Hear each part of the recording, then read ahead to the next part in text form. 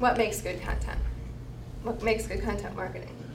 There isn't a single concept in this definition that is superfluous. And I mean that. Not a single concept.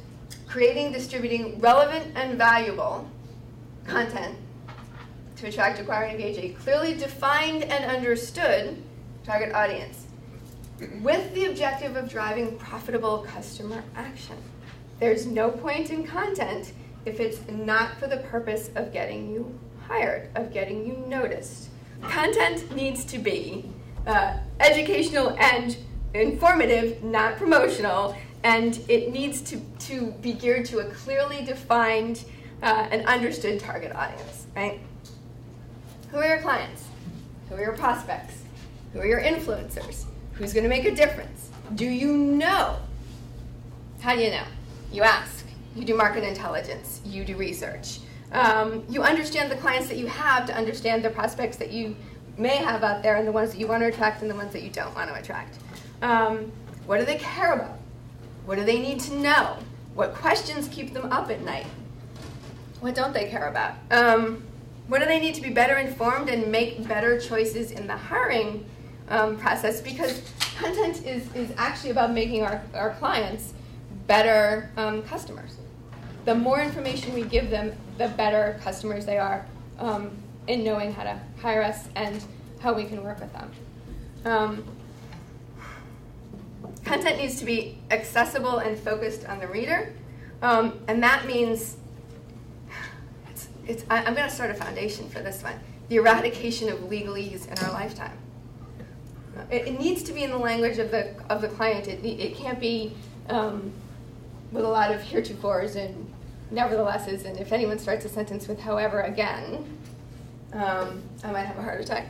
Instead of thinking of your website as a star out there, think of it as a constellation, and really that's what SEO is all about. So change your mindset in order to include not just the website, but AdWords and blogs and YouTube and email and et cetera, LinkedIn, and all the varieties, email alerts, et cetera, all the varieties of communication that involve the internet. You'll get greater radiance, greater visibility. Another stat I think it's important to understand is that 73% never go to page 2. That's why we care about optimization. You can have gazillions of keywords that you can use based on different strategies and different things that you're selling, and they organize differently. Expand your base list with tools, and these are free tools that are webmaster tools and Google AdWords. Don't pay for links. Work at them yourself. Get valuable links that are relevant to what you do and your site and what you sell. Don't participate in too many link directories. Do that over much, you'll get dinged as well. Avoid having irrelevant, this is what I was talking about, irrelevant websites linking to you. Think about what you really, that's another place you can scrub. We want to track traffic month to month to keep our short-term attention focused and strategy on track in order to make adjustments on the fly. It's all about short-term attention. What's going on this month? Okay, this month. I want to look at the same month a year ago because time of the year matters. And we'll see that if I'm looking at my traffic in August, it's going to be very different than if I'm looking at my traffic in January. Right? In January, I'm back to school. I'm working. I'm all about it. In August, I'm out there. I'm doing something else. My head's in another place. What happens when people get onto your site? So if you go into Google Analytics, you'll see this graphic. And basically, it's following a visitor from here, up here, and down like that. This is really cool, but I can't get anything about it. So it'd be nice to have the landing page first jump, second jump, third jump. And then you would say, oh, that's how people go through my website. That's what they're doing. I can understand that, because you will never understand that graphic, and no one will ever look at it. But you could understand this.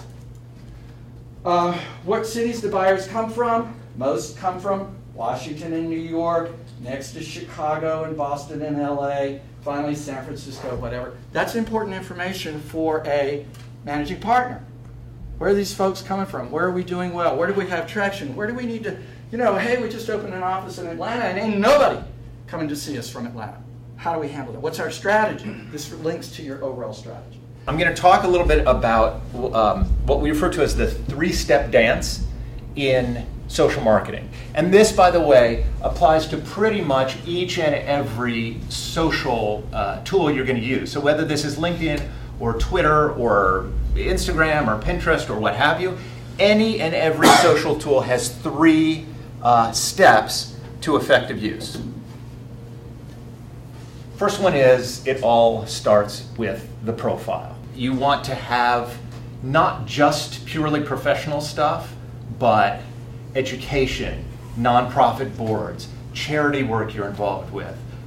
Anything that allows you to create a relationship with an individual person based on common interests, common companies you worked at, where you've gone to school, things that you work on, and so on.